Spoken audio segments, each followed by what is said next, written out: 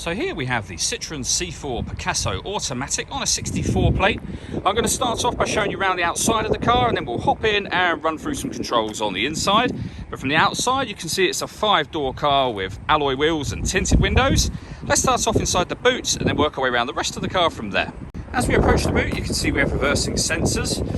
This is a 7-seat vehicle, so I've put one seat up in the rear to show you how much boot space you'd have as a 7-seater, and one seat down in the rear to show you how much boot space you'll have as a 5-seater. Okay, so we're just going to work our way back round to the front of the car, and then we'll hop in and run through some controls on the inside. But now that we've done a full circle of it, you can see it's in excellent condition the whole way round. Just briefly before we climb in, I think it's well worth seeing the interior from this exterior point of view. There's plenty to run through on the dashboard, so let's hop in and we'll do that now. Okay, now that we're inside the car, we're going to start with the dials, which are in the centre here. As you can see, nice big digital display. The total miles for this car are 42,238.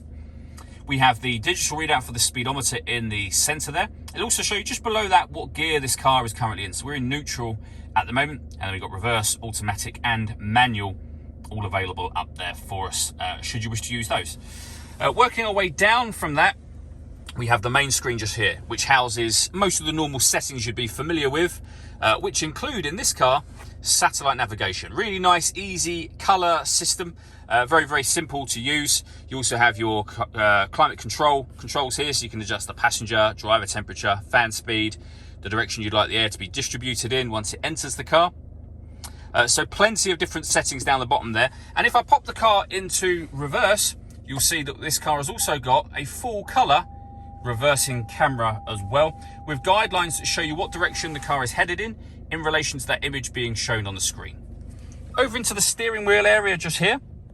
On the left hand side we have cruise control and speed limiter, and on the right hand side we have stereo controls, so your volume for the stereo just there, and phone controls beneath that. If we give this button a push, this car has got autonomous parking, so it's able to do any of these different types of parking for you by taking full control of the steering and giving you control of the gears, the accelerating and the brake, and it will give you full instructions on this screen as you go. The gear lever for this car is literally a lever just here. So you've got reverse, neutral, automatic and manual. And when you're in neutral, when you stop the car, you can turn the handbrake on and off with this control. So it's off now or it's on. You can turn off the traction control. You can lock the car doors from the outside. This car's also got memory electric seats for both driver and passenger, and you can see those buttons just here for the passenger seat and the driver's seat. Lastly, this car's got a panoramic glass roof, so you have a dial up here.